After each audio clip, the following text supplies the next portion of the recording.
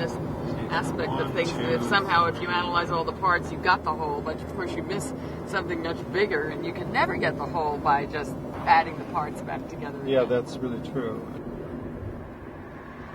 Science has come full circle and realized that just dealing with objective knowledge and the validation of objective knowledge is giving them an incomplete picture of the universe. And they can't solve some of the problems that they wanted to solve with that incomplete picture. So all of a sudden consciousness has started creeping back into scientific approach to the world. And now consciousness studies are like some of the biggest things even in physics. Theoretical physicists are knocking their brains on this issue of consciousness because the subjective element has now been reintroduced into science. Now, consciousness doesn't operate just in a three-dimensional world or a four-dimensional world. In fact, physicists think that we live in an 11-dimensional universe, which is mind-blowing in itself. And I have a strong suspicion that consciousness has an influence across all of those dimensions. Now, if it sends a projection of itself out into those dimensions, then it's going to end up having all sorts of things generated in the universe. And the shadows of those projections are going to appear in the form of some of the geometrical shapes that we see.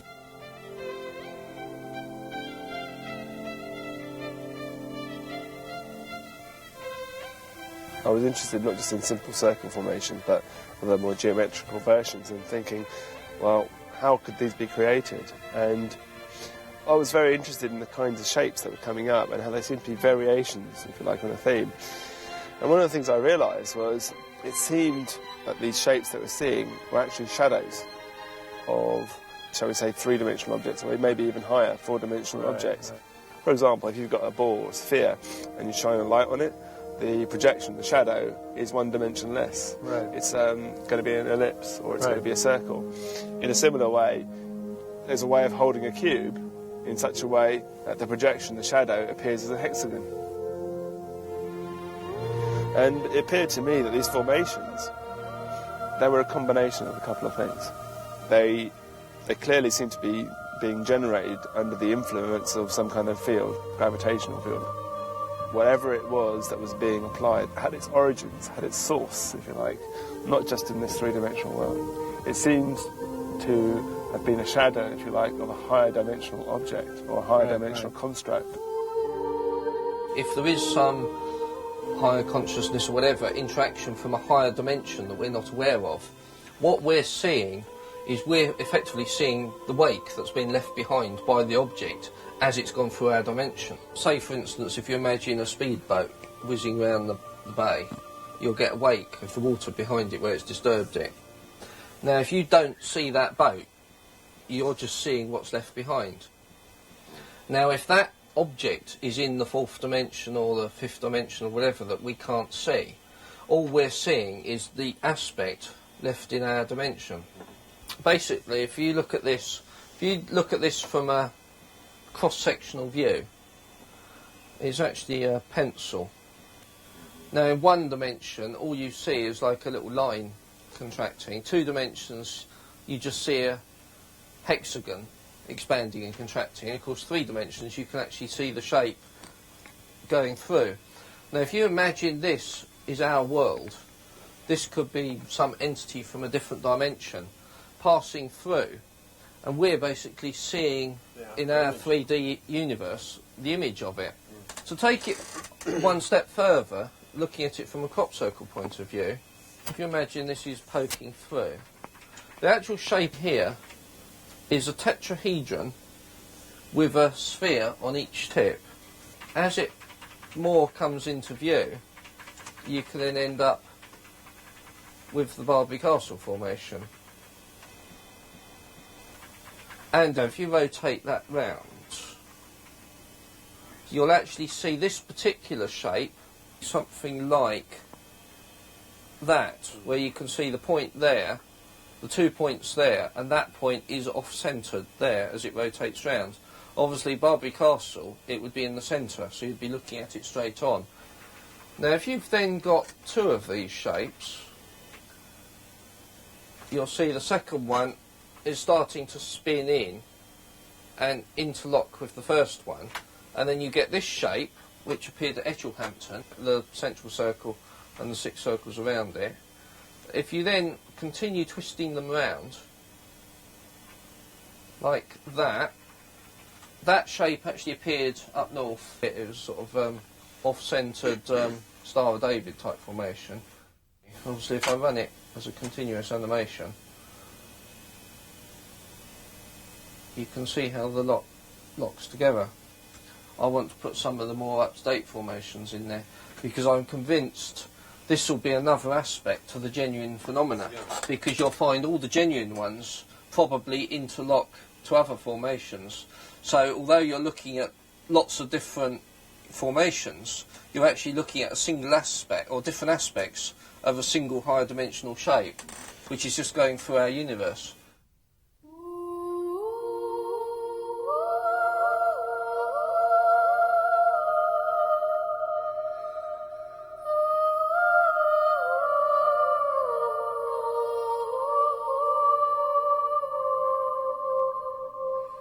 So in the single small Julius sect at Chiselden, south of Swindon, discovered Friday morning, the 2nd.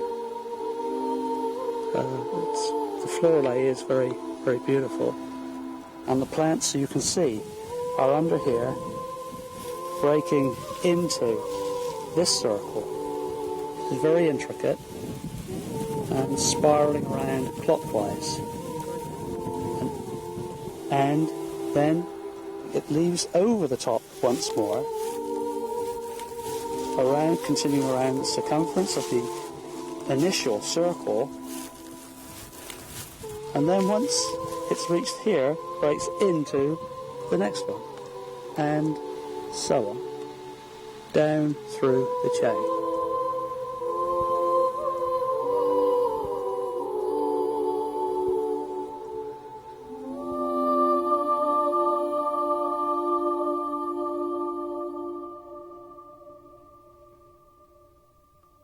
In the 17th century, people, when confronted with these shapes, called them either fairy rings or mowing devils or strange markings in the grounds, and they were absolutely convinced it was done by either the devil or infernal spirit or witchcraft, because that was the mindset of the time. Anything that was outside the norm was obvious that it was done by the devil, because that's all they could see. And it was obvious it was done by witchcraft, because that was the way they saw things. So now, when something out of the ordinary comes, well, it's obvious that it's a hoax, that it's man-made. Yeah, I think hoaxes are indeed part of the phenomenon in that they keep it a mystery. That is, it's always possible to say, oh, I know that was done by somebody, they're all done by somebody. And so people who don't particularly want to think about it have an easy way out. And that every phenomenon should allow that. So people it shouldn't be so challenging that you can't avoid it. If you want to avoid it, you can say, oh, I know it's a hoax, and get off the subject. I accept that hoaxes exist. I don't believe every single thing that appears in the field is a genuine thing. But a hoaxing doesn't explain the phenomena. If hoaxing offered an answer to what goes on in our fields, year in, year out, then okay. But it doesn't. These things are happening all over the world. They're happening all over Britain. They've been happening for, what, since the late 60s, early 70s. They've been documented since the 70s. You know, you're talking 30 years. These guys were kids. Who was doing them then? We've been having formations for 10 years. Are you telling me that people are every summer for 10 years have been going out night after night after night creating formations? I mean, it doesn't make any sense, does it? And where do they practice? Yeah, where do they practice? Where's the practice ones? Are you know, they don't practice. There's never a half-finished one. No mistakes. You know, I mean, it just doesn't... That doesn't make sense. And how do they get away with it? How are they not caught? How have they done it? If anyone said they'd done it, I'd be very interested to know how it was done. Because I can't, at the moment, see any way in which this can be done physically by the old stomping out teams. And when you get the real masterpieces, the hoaxes sort of fall away and they just stand back in admiration like everybody else. And these masterpieces, there's never a blunder in them. No, something incredibly ambitious and very elaborate. And you won't find any stupid mistake in them. And it's the unforgiving medium which will fall over in that wheat crop. That wheat's not going to stand up again easily. Saying that people have been going out for years and years, all over the country, all over the world. I mean, how many people are we talking about? And what kind of an obsession have they got? You know, I mean, they go out in rain, they go out, you know, in all weathers, in crops like oilseed rape, which stinks, covers you in yellow. It's a horrible crop to be in.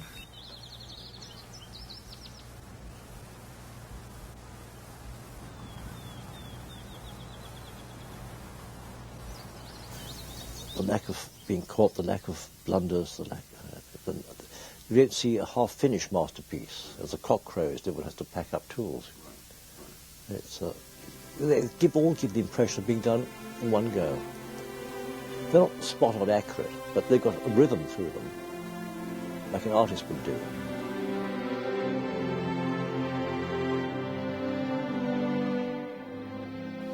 But then you look at it from afar, and when you go up in an airplane and you see the whole thing, you see that it's actually not just a splodge in the field, it's a very specific shape, a design, and it's a symbolic design, and therefore it has a meaning to it. It carries an inner meaning. It carries a metaphysical. It's a metaphysical thing. It tells us the meaning beyond the physical.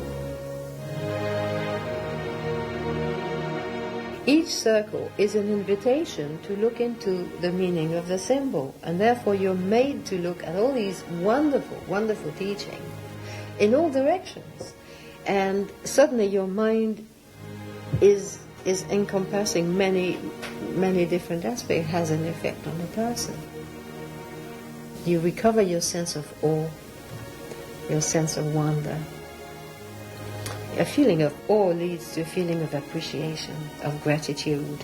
You begin to have a feeling of reverence towards the whole, towards the greater.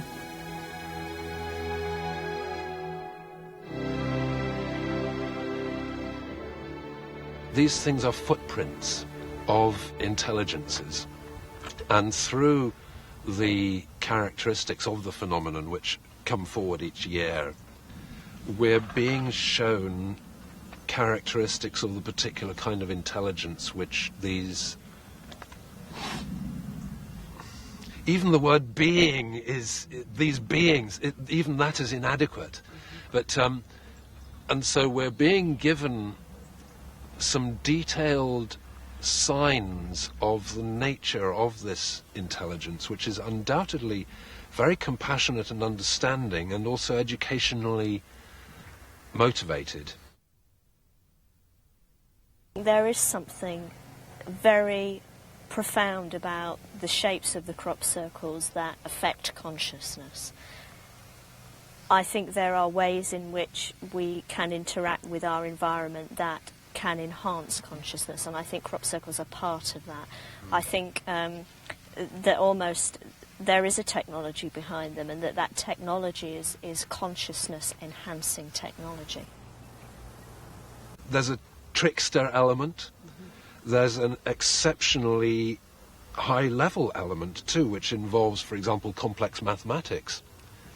And there are multifaceted other elements which we're only just touching into, but the focus I've been giving, anyway, has been not so much the formations and the phenomena, but actually what is the empty space which these are containing, and what is the essence which these are demonstrating in terms of the effects of these mysterious intelligences, which even from an advanced esoteric viewpoint, you can't give a name to it. You can't say, oh, it's angels, oh, it's ETs, oh, it's the past, oh, it's something else, the collective unconscious. You can't...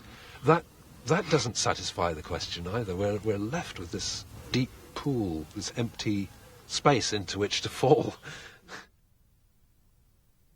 the question that you get asked, what makes crop circles, it is a non-question. It's an impossible question, because I'm not sure necessarily that there even is a source. I've got this funny feeling it's some weird feedback loop. They're created almost spontaneously by the interest in them, and yet by some...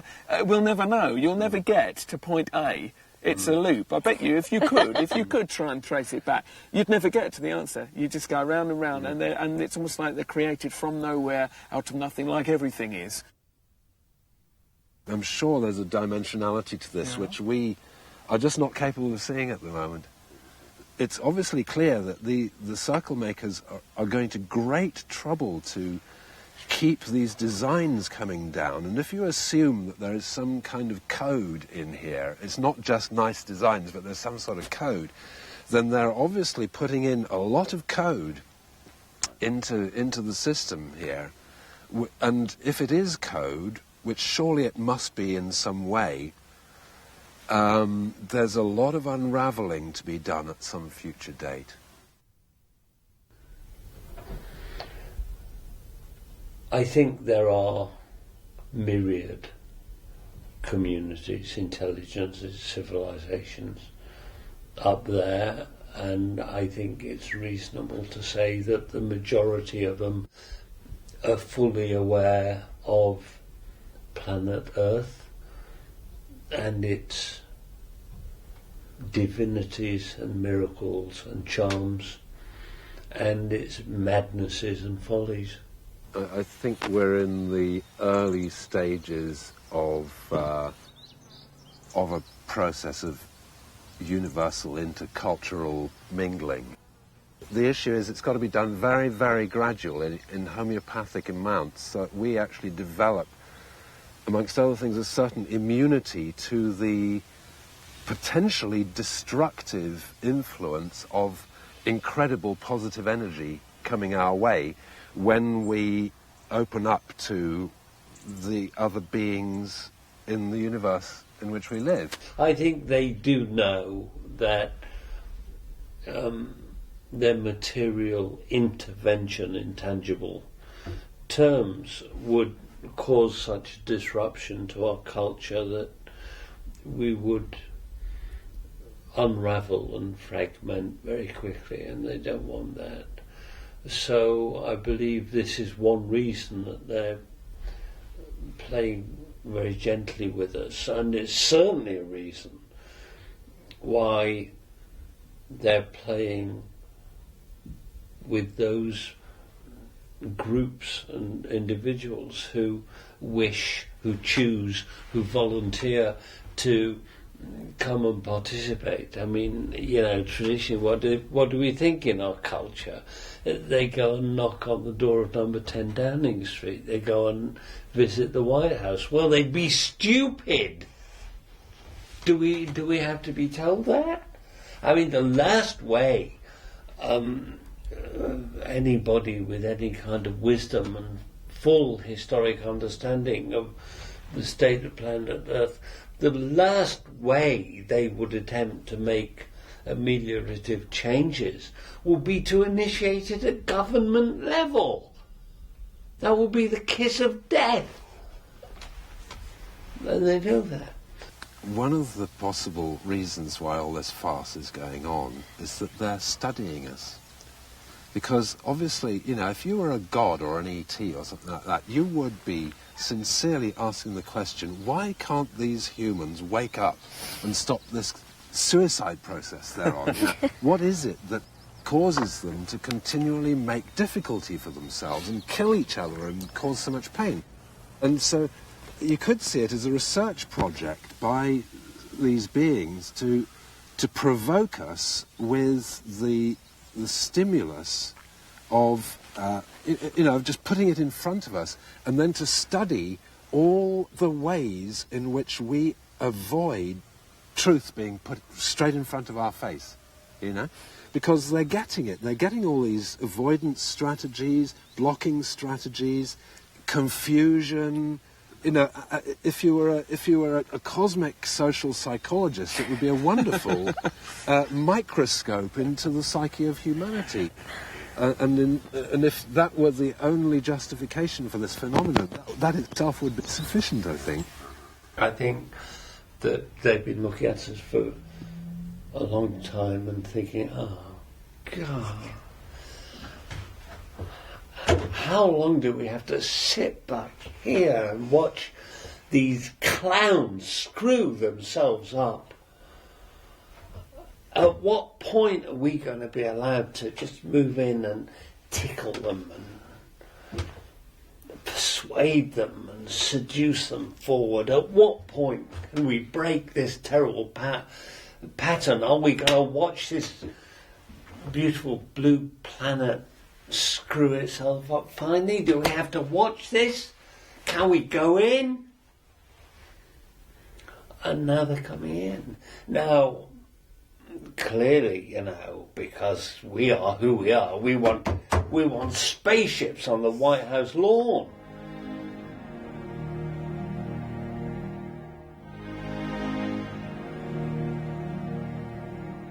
At one point, I think, being involved in this, I kind of saw the circle makers as this huge intelligence out there that had all the answers, that was trying to teach us something truly profound.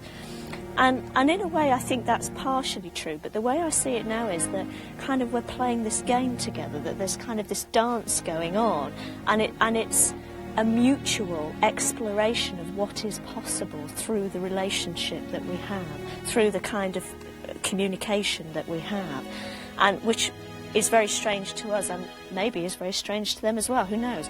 But I kind of more see it now as not this kind of all-encompassing intelligence that has all these answers that they're trying to teach us, but more of it being this wonderful dance of two intelligences together and just pushing the envelope and the boundaries of what's possible and exploring together what would be possible through an interaction or a communication between the two.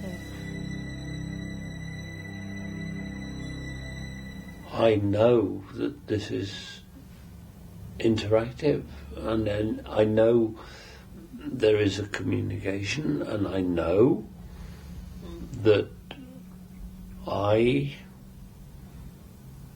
am shown which way to go, and while on the one hand this might sound like God speaks through me, I don't see it that way at all, and I know many people in their work around the crop circles who are receiving nudges, encouragements, directions, clues, hints to draw them forward.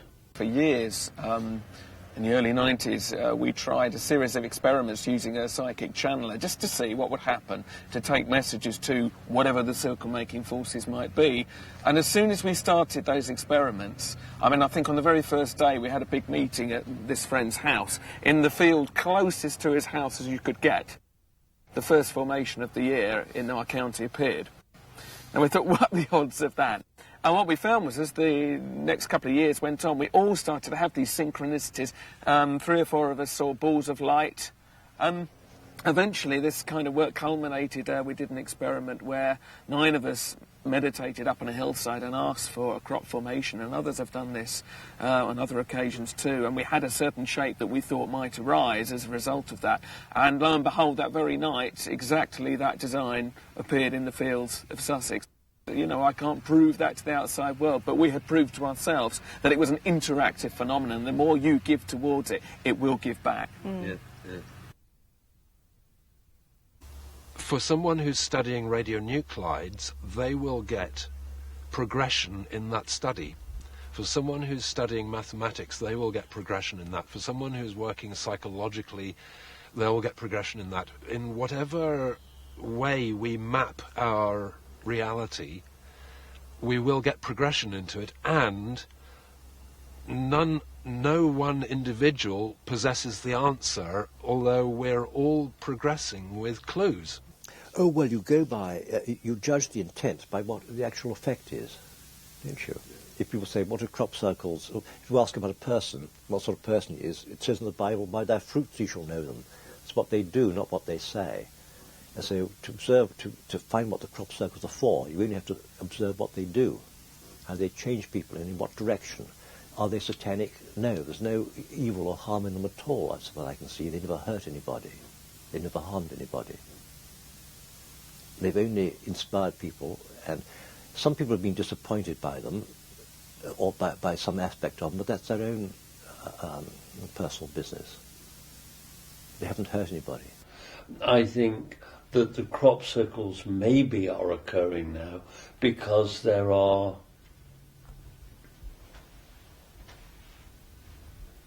huge universal time cogs about to clonk over, and this has been in the stars for a long time, and we've been blissfully, stupidly unaware of what we were sitting on, but they know. And I think the crop circles have been brought now because they have been saying, these guys are going to miss the boat. This is one of the most exciting things, and they don't know what's going on. How can we bring them forward? How can we open their eyes? How can we open their hearts? And I put my money on the fact that we'll have contact when we are sufficiently grown up and evolved to be able to accept it. And we have a very accelerated program of learning to be able to accept it and to be integrated into a wider and heavenly scheme of things. I think we're right on the edge of it. I speak as an optimist. I dream